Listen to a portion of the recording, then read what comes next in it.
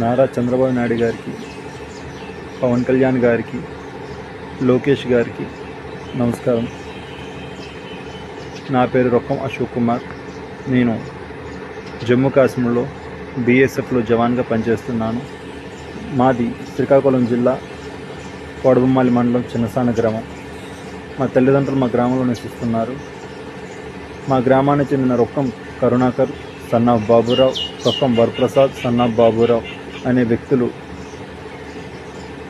కొంతమంది వైసీపీ నాయకుల అండదండలతో మా స్థిరచర ఆస్తులపైన దౌర్జన్యంగా మా తల్లిదండ్రులను భయభ్రాంతులు గురి చేస్తూ వాటిని ఆక్రమించుకోవడానికి శతవిధాలా ప్రయత్నిస్తున్నారు. మా తల్లిదండ్రులు వృద్ధాప్యంలో ఉన్నారు. నేను ఇక్కడ ఉన్నాను. వాళ్ళని కాపాడుకోవడంలో నేను నిస్సహాయ స్థితిలో ఉన్నాను.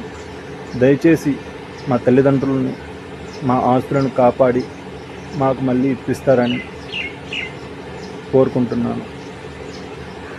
ఇట్లు మీ జవాన్. నమస్కారం సార్.